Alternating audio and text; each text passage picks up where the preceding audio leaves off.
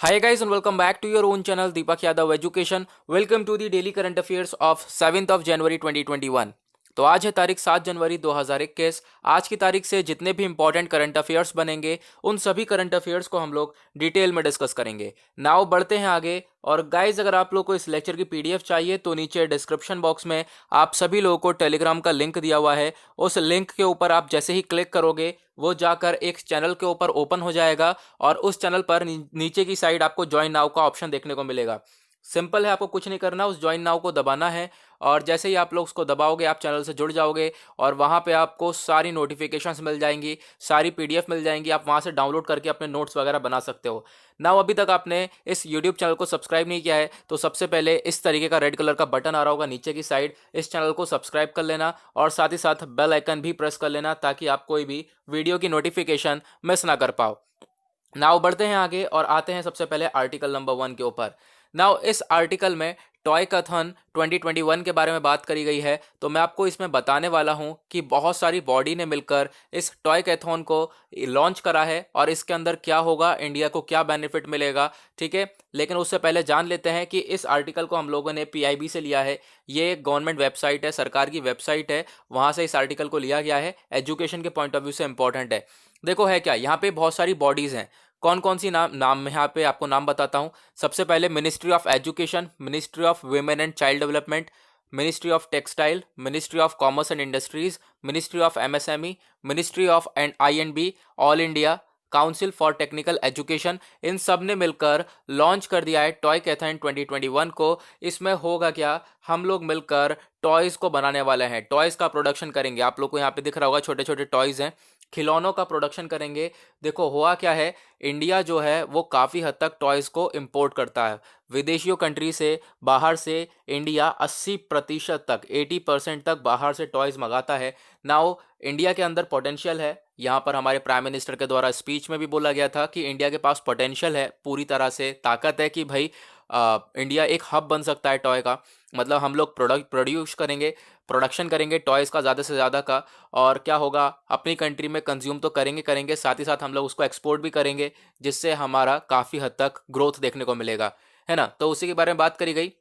देखो ये एक स्पेशल काइंड ऑफ हैकाथॉन है। ये एक मतलब कि एक इवेंट है जहाँ पर बहुत सारे स्टूडेंट्स होंगे, टीचर्स होंगे, अलग अलग स्कूल से, कॉलेजेस से, डिज़ाइन के एक्सपर्ट्स होंगे, टॉय वाले एक्सपर्ट्स होंगे, स्टार्टअप्स होंगे, ठीक है, जो भी चाहेगा यहाँ पर इस बिज़नेस को ग्रो करना। तो ये सब मिलकर नए नए आइडियाज़ लाएंगे ताकि जो टॉय और गेम्स हैं इन सबको हम लोग डेवलप कर सकें, जो कि इंडियन कल्चर के ऊपर बेस्ड होने वाले हैं। इंडियन कल्चर से रिलेटेड जितने भी टॉयज़ होंगे, हीरोज़ होंगे, फॉल्कलोर होंगे, इन सब चीज़ों को हम लोग प्रोड्यूस करेंगे और साथ ही साथ अपने कंजम्पशन के साथ साथ हम लोग ऑल ओवर दी वर्ल्ड भी एक्सपोर्ट करने वाले हैं। ओके, वाइल यहाँ पे बात करी गई, this will greatly help India develop into global hub for toys. जैसे मैंने अभी आपको बताया, इससे बहुत ज़्यादा हेल्प मिलने वाली है हमारे प्यारे भारत को। हमारे प्यारे भारत की जो टॉयज़ आप कह सकते हो खिलौने हैं, वो पूरे दुनिया में बिकेंगे और वो एक ग्लोबल हब बन सकता है, ठीक है, टॉयज़ का। साथ ही साथ यहाँ पे बहुत सारी चिल्ड्रंस की हेल्प करने वाला है और जो है हम लोगों को आगे भी देखने को मिलेगा, बहुत सारी हेल्प मिलेगी। हमारे पास ज़्यादा फॉरेन करेंसी आएगी, बहुत चीज़ें हम लोग को देखने को मिल सकती है। ना अगर हम बात करें जो टॉय कैथॉन है, ये बेस्ड है 9 थीम्स के ऊपर, ये 9 विषयों के ऊपर बेस्ड है। क्या क्या चीज़ें हैं मैं आपको बताता हूँ। सबसे पहले Indian culture, history, knowledge of India, Athos, Athos learning, education schooling, social and human values, occupations and special fields. ये सारे क्या हैं, ये सारे थीम हैं जिसके ऊपर हम लोग टॉयज़ वगैरह को डेवलप करने वाले हैं, ठीक है। Creative logical thinking, rediscovering, redesigning traditional Indian toys, इन सब के ऊपर हम लोग काम करने वाले हैं। ये 9 थीम हमने सेट कर रखे हैं इस इवेंट का। जो ये इवेंट होगा, यहाँ पे जो लोग आएंगे अलग अलग जगहों से, आपस में मीटिंग होगी और फिर उसके बाद हम लोग डिसाइड करेंगे किस तरीके से हम लोग को आगे लेकर चलना है इसको। तो वो सब चीज़ें इस पर डिस्कस करी जाएंगी। ये जो इवेंट है, यहाँ पे 3 तरीके के वेरिएंट्स भी देखने को मिलेंगे, जैसे जूनियर लेवल, सीनियर लेवल और स्टार्टअप लेवल। ये तीनों ही लेवल देखने को मिलेगा। देखो जैसे जिसमें कि स्टूडेंट्स और टीचर्स होंगे, कॉलेज और यूनिवर्सिटी होगा और बहुत सारे स्टार्टअप्स होंगे, ठीक है, जो भी छोटे मोटे बिजनेसेस होते हैं वो सब होंगे। तो मिलकर हम लोग, क्या है इसका बेसिकली पर्पस, क्या है, टॉयज़ का प्रोडक्शन करना और इंडिया को एक टॉय का हब बनाना पूरे दुनिया के अंदर, साथ ही साथ टॉयज़ को एक्सपोर्ट करना। ओके गाइस, नाउ आते हैं हम लोग आर्टिकल नंबर 2 के ऊपर और ये भी यहाँ पर एक इंटरेस्टिंग आर्टिकल है। हुआ क्या है, यहाँ पे एक महान हस्ती पर्सनैलिटी हैं जिनकी डेथ हो गई है। जिनका देहांत हुआ, जिस वजह से ये न्यूज़ के अंदर है ना। उससे पहले जान लेते हैं इस आर्टिकल को हम लोगों ने अगेन सरकार की वेबसाइट से लिया है, पीआईबी से। हिस्ट्री के पॉइंट ऑफ व्यू से इंपॉर्टेंट आर्टिकल है ये। यहाँ पर बात हो रही है मनथु पद्मनाभन की जी की, ठीक है। तो यहाँ पे हमारे प्राइम मिनिस्टर नरेंद्र मोदी जी हैं, जिन्होंने अपने दुख दिखाए इनकी जयंती के ऊपर। देखो इन पर्सनैलिटी की डेथ हो गई है, तो इनकी जयंती मनाई जाती है हर साल, किनकी, श्री मनथु पद्मनाभन जी की, ठीक है। तो फिर अब क्या है, इनकी जयंती के ऊपर दुख प्रकट करे हमारे प्राइम मिनिस्टर साहब ने ना, हो तो उसी की वजह से ये आर्टिकल न्यूज़ के अंदर है। लेकिन अब यहाँ पर हम लोगों को थोड़ा बहुत इनके बारे में जानना ज़रूरी है, क्योंकि देखो कोई सा भी एग्जाम हो, ज़्यादातर अगर हम देखें वनडे एग्जाम्स में ये इस टाइप के क्वेश्चंस बहुत ज़्यादा देखने को मिलते हैं। रिसेंटली किसकी डेथ हुई है, ठीक है, तो इस टाइप के क्वेश्चंस बहुत ज़्यादा देखने को मिलते हैं, तो उसको कवर करना बहुत इंपॉर्टेंट है। तो अगर हम बात करें मनथु पद्मनाभन जी की, तो इनका जन्म हुआ था 1878 में और डेथ हो गई थी इनकी 1970 में, ठीक है। 1970 में इनका देहांत हो गया था, ठीक है। डेथ हुई नहीं है, डेथ बहुत पहले हो गई है, इनकी जयंती मनाई जा रही है, ठीक है। नाउ ये क्या थे, एक इंडियन सोशल रिफॉर्मर थे, फ्रीडम फाइटर थे, केरला से बिलोंग करते थे, ठीक है। साथ ही साथ इन्हें जाना जाता था, क्यों, क्योंकि इन्होंने एक सोसाइटी बनाई थी जिसका नाम है नेयर सर्विस सोसाइटी। इसमें जो भी नेयर के कम्युनिटी के लोग थे उन सबको हेल्प दी थी इन्होंने, उन सबको आप कह सकते हो बहुत ज़्यादा हेल्प प्रोवाइड करवाई गई, ठीक है। और ये सब केरला के अंदर करवाया जाता था। नाउ अगर हम बात करें जो विलेज का कॉन्सेप्ट है, यानी गांव वगैरह के जो कॉन्सेप्ट्स होते हैं, इनको वापस इन्होंने रीशेप करा, रिवाइव करा, वापस से एक जन्म दिया इन्हें, वापस से एक जो गांव वगैरह के एरिया हैं उनको वापस से जीवित करने की कोशिश करी गई इनके द्वारा। और साथ ही साथ ये फर्स्ट प्रेसिडेंट थे त्रवणकोर देवासोम बोर्ड के, ठीक है। तो ये भी आपको याद रखना है। देखो प्रेसिडेंट तो थे, लेकिन साथ ही साथ इन्होंने प्रेसिडेंट होने के नाते बहुत सारे जो वहाँ पे मंदिर वगैरह हैं केरला के अंदर, उन सबको रिवाइटलाइज करा, ठीक है। यानी उन सबको दोबारा जीवित करने की पूरी तरह से कोशिश करी, दोबारा से उत्साह बनाने की उसके अंदर कोशिश करने की इनकी पूरी पूरी आप कह सकते हो कोशिश करी है इन्होंने। ना अगर हम बात करें 1959 की, तो आप चलो ये आपके लिए इंपॉर्टेंट नहीं है, आप स्किप कर सकते हो, ठीक है। यहाँ पे आप लोग देखो सबसे इंपॉर्टेंट चीज़ ये है अवार्ड्स एंड ऑनर्स, ठीक है। क्या क्या अवार्ड्स उन्हें किस किस को पुरस्कार से सम्मानित करा गया था, तो आप कह सकते यहाँ पे देखने को मिलेगा भारत केसरी दिया गया था इन्हें by the president of India. हमारे प्रेसिडेंट ऑफ इंडिया ने इनको भारत केसरी अवार्ड दिया था। साथ ही साथ इन्हें पद्म भूषण अवार्ड भी दिया गया है 1966 में। तो एक इंपॉर्टेंट पर्सनैलिटी है, आपको इनके बारे में याद रखना है। नाउ आते हैं आर्टिकल नंबर 3 के ऊपर, और इंटरेस्टिंग है ये भी। इस आर्टिकल को हम लोगों ने द हिंदू न्यूज़पेपर से लिया है, इकोनॉमी के पॉइंट ऑफ व्यू से इंपॉर्टेंट है। यहाँ पे बात करी जा रही है चावल के एक्सपोर्ट के बारे में। इंडिया जो है राइस का एक्सपोर्ट करेगा किसे, वियतनाम को। और वियतनाम दुनिया का, ध्यान से सुनना, वियतनाम दुनिया का सबसे बड़ा एक्सपोर्टर है चावल का। दुनिया का सबसे बड़ा एक्सपोर्टर राइस का कौन है, वियतनाम। और वियतनाम को ही हम लोग क्या कर रहे हैं, एक्सपोर्ट करने वाले हैं। क्यों, ऐसी क्या सिचुएशन बन गई, ऐसी क्या सिचुएशन बन गई कि वियतनाम को इंपोर्ट करना पड़ रहा है इंडिया से राइस को। इनफैक्ट सबसे दुनिया का सबसे बड़ा राइस एक्सपोर्टर होने के बाद भी, उसमें हम जानेंगे। लेकिन उससे पहले वियतनाम की लोकेशन देख लेते हैं। यहाँ पर हमारा ये वियतनाम लोकेटेड है। इधर आप लोग आओगे, इधर थाईलैंड देखने को मिलेगा, ऊपर चाइना देखने को मिलेगा, और यहाँ पे फिलीपींस देखने को मिलेगा, ठीक है। नाउ अब हम बात करते हैं इस आर्टिकल के बारे में। वियतनाम जो है वर्ल्ड का 3rd बिगेस्ट एक्सपोर्टर है, ठीक है। अगर हम बात करें पूरी दुनिया में तीसरा बिगेस्ट एक्सपोर्टर माना जाता है चावल का वियतनाम। और अभी इसने क्या कर दिया, स्टार्ट कर दिया इंडिया से खरीदना। इंडिया से ये चावल स्टार्ट कर दिया खरीदना इसने। अभी कुछ 10 साल पहले खरीदता था, लेकिन उसके बाद अब यहाँ पे पहली बार हुआ है फिर से 10-12 साल बाद ऐसा देखने को मिल रहा है कि जो वियतनाम है वो फिर से इसने स्टार्ट कर दिया इंडिया से चावल खरीदना। क्यों, क्योंकि वियतनाम के अंदर जो चावल है उनके प्राइस जो है वो बहुत बढ़ चुके हैं, महंगाई बढ़ चुकी है, ठीक है। अगर हम बात करें पिछले 9 सालों में इतने दाम नहीं बढ़े जितने आज के टाइम पर वियतनाम में बढ़ चुके हैं, ठीक है।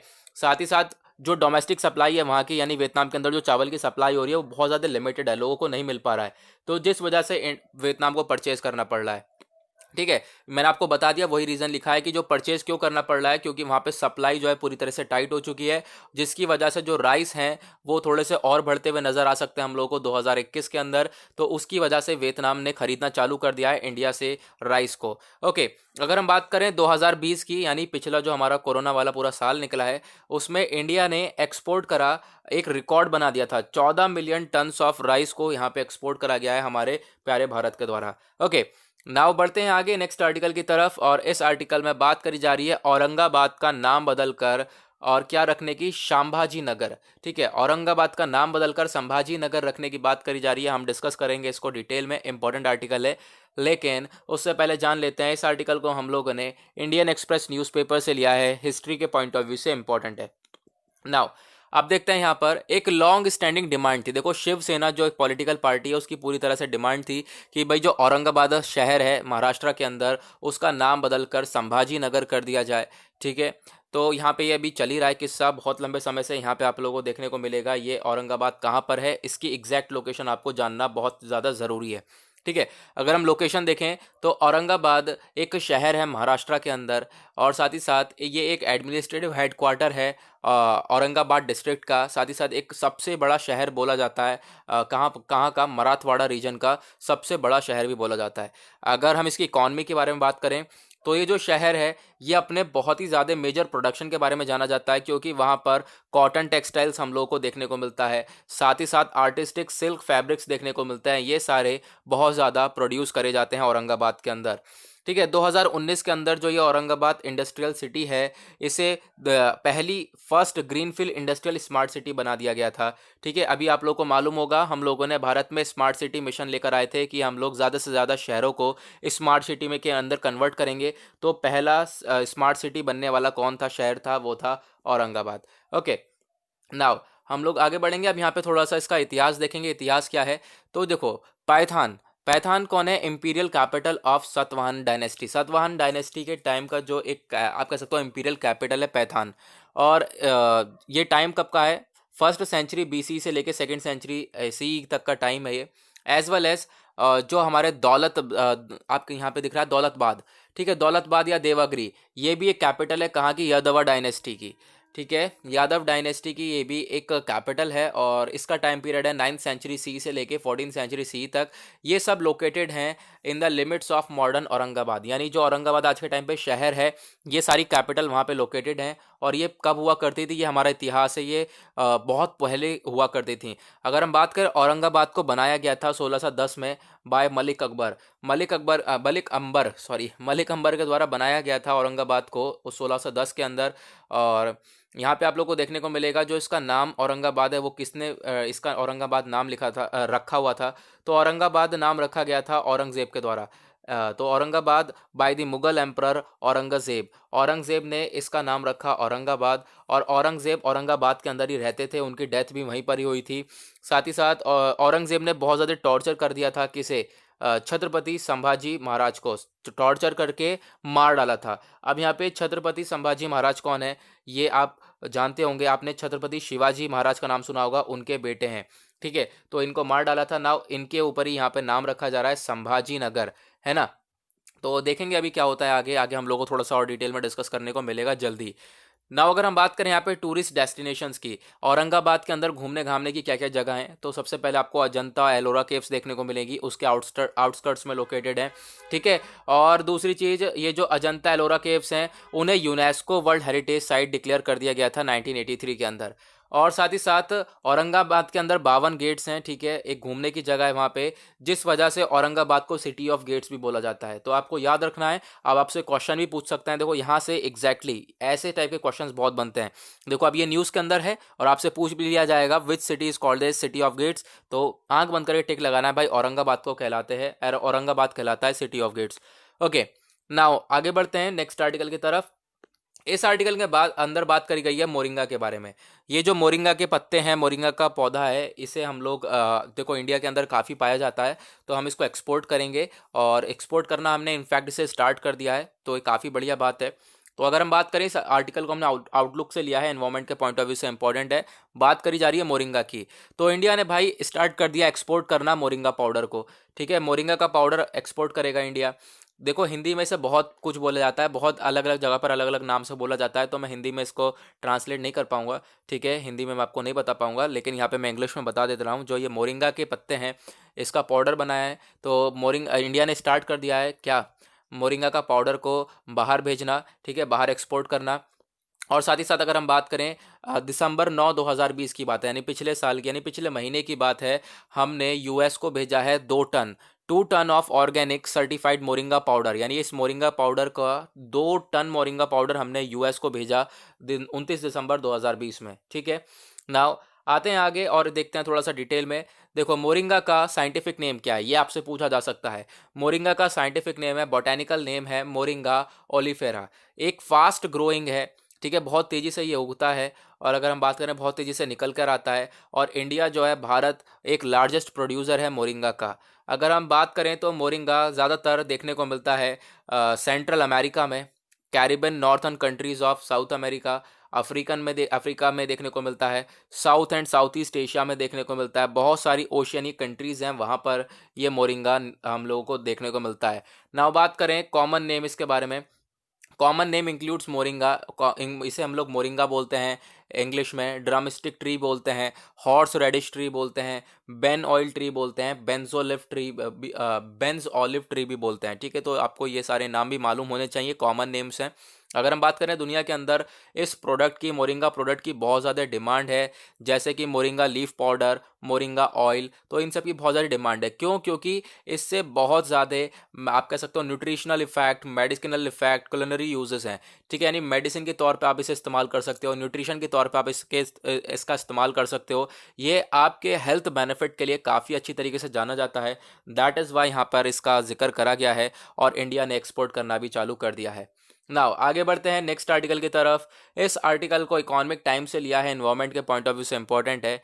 यहाँ पर बात करी जा रही है भाई, जो साल 2020 था, फिर से जो कोरोना वाला साल था, जो अभी पिछला हमारा निकला है, तो साल 2020 अगर हम बात करें, ये 1901 से बात करें, ठीक है, 1901 से अभी तक का जो साल 2020 था, ये 8वें नंबर पे सबसे गर्म साल था। यानी कि सबसे गर्मी पड़ी है 2020 के अंदर, और इससे पहले 8 बार और पड़ चुकी है 1901 से। ठीक है, तो कहने का मतलब यह है, ज़्यादा कन्फ्यूजन मत पालना। ठीक है, यहाँ पे बोलना नहीं आ रहा है, ज़्यादा कन्फ्यूजन मत पालना। क्या है कि 1901 से अभी तक जो 2020 साल हमारा निकला है, वो 8वां सबसे गर्म साल था। ठीक है, मतलब वहाँ पे सबसे ज़्यादा गर्मी पड़ी थी। तो ये जो 2020 है, ये द 8th वार्मेस्ट ईयर देखने को मिला। ठीक है, हालांकि गर्मी इतनी, मतलब इससे पहले भी बहुत पड़ चुकी थी। 2016 में सबसे हाई सबसे तेज़ गर्मी पड़ी थी, लेकिन 2020 में भी बहुत ज़्यादा गर्मी थी और उसे 8th वार्मेस्ट ईयर डिक्लेयर कर दिया। ये किसने डिक्लेयर करा? आईएमडी ने। आईएमडी मतलब इंडियन मेट्रोलॉजिकल डिपार्टमेंट, यानी हमारा मौसम विभाग। ठीक है, भारत का मौसम विभाग। नाउ आगे बढ़ते हैं। यहाँ पर देखने को मिलेगा बहुत सारे डेटा दे रखा है जो कि आपके लिए इंपॉर्टेंट नहीं है, बस आपको यही जानना है 2020 साल कौन सा है, 8th वार्मेस्ट ईयर है। इससे क्वेश्चन बन सकता है। अगर हम बात करें पिछले 20 सालों की, 2 डिकेड्स की, 2001 से लेकर 2010 तक, 2011 से लेकर 2020 तक, तो गर्मी जो है वो बढ़ती हुई आ रही है। ठीक है, रेगुलर जो है वो गर्मी बढ़ती हुई आ रही है और आज तक गर्मी बढ़ी है। और 5 वार्मेस्ट ईयर को भी बताया, यानी पिछले अगर हम देखें 5 सबसे ज़्यादा गर्म साल कौन से थे जिन्होंने रिकॉर्ड ही तोड़ दिया, तो सबसे नंबर 1 पे 2016 में बहुत दबा के गर्मी पड़ी थी, 2009 में पड़ी थी, 2017 में पड़ी थी, 2010 में और 2015 में भी। यहाँ पर ये जो डिग्री दे रखा है, इतनी डिग्री नहीं, इसका मतलब है कि जितना नॉर्मल होना चाहिए उससे इतना ज़्यादा यहाँ पर ये गर्मी पड़ी थी, तो बहुत बुरी हालत हो चुकी थी। नाउ 2020 को भी डिक्लेयर कर दिया गया है 8th वार्मेस्ट ईयर, ये आपको याद रखना है। ओके, नाउ नेक्स्ट आर्टिकल की तरफ बढ़ते हैं। इस आर्टिकल को अगेन हम लोगों ने द हिंदू न्यूज़पेपर से लिया है, एजुकेशन के पॉइंट ऑफ व्यू से इंपॉर्टेंट है। यहाँ पर बात करी गई है आईआईएम संबलपुर की। जो हमारे प्राइम मिनिस्टर नरेंद्र मोदी जी हैं, इन्होंने नींव रख दी है कि एक परमानेंट कैंपस बनाने की आईआईएम संबलपुर को। ठीक है, आईआईएम संबलपुर एक परमानेंट कैंपस बनाया जाएगा, इसका नींव रख दिया गया है, फाउंडेशन स्टोन रख दिया गया है, और ये एक इंडियन इंस्टीट्यूट ऑफ मैनेजमेंट हमारा होने वाला है। नाउ यहाँ पे संबलपुर के बारे में बताया गया, यहाँ से क्वेश्चन बन सकता है। देखो, जो संबलपुर है ये एक शहर है उड़ीसा के अंदर, और कहाँ पे लोकेटेड है? महानदी, जो महानदी रिवर है उसके बैंक्स के ऊपर लोकेटेड है। संबलपुर एक बहुत पुरानी जगह है इंडिया की। अगर हम बात करें प्री हिस्टोरिक एज से ही हमारे पास ये जगह है, और एक बहुत इंपॉर्टेंट है, बहुत सारी चीज़ें यहाँ पे पाई जाती हैं। ओके, अगर हम बात करें, ये जानी जाती है संबलपुरी साड़ी के लिए। यहाँ पे संबलपुरी साड़ी बहुत ज़्यादा फेमस है। उस साड़ी में बहुत सारी चीज़ें देखने को मिलती हैं, जैसे कि ट्रेडिशनल मोटिव्स देखने को मिलते हैं, पुराने ज़माने के शंख जैसे होते हैं, शंख जिसे हम लोग शैल बोलते हैं, चक्र, फूल वगैरह, ये सब चीज़ें देखने को मिल जाती हैं साड़ियों के अंदर। साथ ही साथ ये हाथ वगैरह से बुनाई वगैरह करवा कर ये बनवाई जाती है। और सबसे बड़ी बात, हीराकुंड डैम वहाँ पे देखने को मिलता है। अगर हम बात करें पूरे दुनिया का सबसे लंबा जो डैम है वो हीराकुंड डैम है, वो संबलपुर के अंदर है। दूसरा, एक सबसे बड़ी आर्टिफिशियल लेक है एशिया की, वो भी संबलपुर के अंदर है। ठीक है, तो आपको याद रखना, इंपॉर्टेंट चीज़ है ये। नाउ अगर हम बात करें संबलपुर, ये नाम कहाँ से पड़ा? संबलपुर पड़ा एक हमारी देवी हैं, गॉडेस समलई, उनके नाम पर ये संबलपुर नाम रखा गया है। ओके, साथ ही साथ वहाँ पे एक और चीज़ देखने को मिलती है, वो है महानदी कोलफील्ड्स लिमिटेड। तो यहाँ पे महानदी कोलफील्ड्स लिमिटेड, वहाँ पे एक वन ऑफ दी सब्सिडरी है कोल इंडिया लिमिटेड की। कोल इंडिया लिमिटेड जो कंपनी है उसका एक सब्सिट्यूट है बहुत बड़ा, और इसका भी हेडक्वार्टर कहाँ पर है? संबलपुर के अंदर। तो आप समझ सकते हो Sambalpur is the most important place. तो यहाँ से डेफिनेटली क्वेश्चंस बनने के बहुत ज़्यादा चांसेस हैं, इसको भी आपको कवर करना है। ओके, तो फिर गाइस इसी के साथ होता है आज का हमारा डेली करंट अफेयर का वीडियो का एनालिसिस पूरी तरह से समाप्त। आई होप आप लोगों को सारी चीज़ें क्लियर हो गई होंगी ना। अभी तक आपने इस यूट्यूब चैनल को सब्सक्राइब नहीं किया है तो नीचे रेड कलर का बटन आ रहा होगा, सब्सक्राइब कर लो, बेल आइकन प्रेस कर लो। और गाइस आज के लिए यहीं पे फिनिश करते हैं, मिलेंगे आप लोगों से नेक्स्ट वीडियो में। आज के लिए bye bye, have a nice day.